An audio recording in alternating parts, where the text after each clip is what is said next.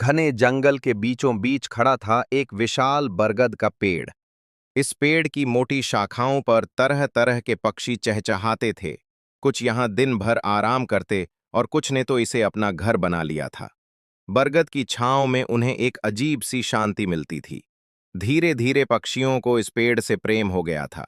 वो इसे सिर्फ पेड़ नहीं, अपना परिवार मानने लगे थे। फिर एक दिन जंगल में सूखा पड़ गया। कई सालों से बारिश नहीं हुई थी। पेड़ पौधे मुरझा गए और बरगद भी सूखने लगा।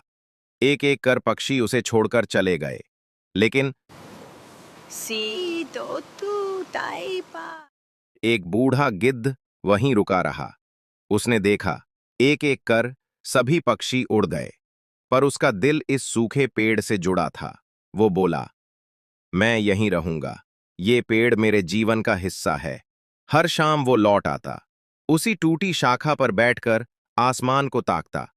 कुछ पक्षी उसे समझाने भी आए, अब यह पेड़ मर रहा है, कभी भी गिर सकता है। तुम्हारी जान को खतरा है, जू ने जानता है।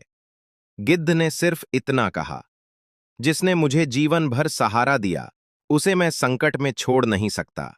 यह पेड़ मेरे लिए माँ बाप जैसा है। पक्षी हार मानकर चले गए, लेकिन वो बात जंगल से निकलकर ऊपर तक पहुंच गई। सभी पक्षी इंद्रदेव के पास पहुंचे और बोले, गिद्ध अब भी उस सूखे पेड़ पर बैठा है, कृपया उसे समझाइए। इंद्रदेव जंगल में आए। उन्होंने गिद्ध से कहा, अब ये पेड़ पूरी तरह से सूख चुका है। इसकी शाखाएं गिर चुकी हैं, इस पर एक भी हरा पत्ता नहीं बचा। तुम किसी सुरक्षित जगह पर चलो। जू ने गिद्ध ने सिर झुकाया और कहा, हे देव, मैं इसी पेड़ पर जन्मा, इसी पर बड़ा हुआ। इस पेड़ ने मुझे जीवन के सारे सुख दिए हैं। आज जब यह खुद संकट में है, तो मैं इसे छोड़ नहीं सकता। इंद्र मुस्कराए, तुम्हारा प्रेम बहुत गहरा है। बताओ, तुम्हें क्या वरदान चाहिए? गिद्ध ने कहा, मुझे वरदान नहीं चाहिए। वरदान अगर देना है, तो इस पेड़ को दो। इसे फिर से हरा कर दो, ताकि हजारों पक्षियों को फिर से आसरा मिल सके। इंद्रदेव गिद्ध की बातों से भावुक हो गए। उन्होंने आकाश की ओर हाथ उठाया।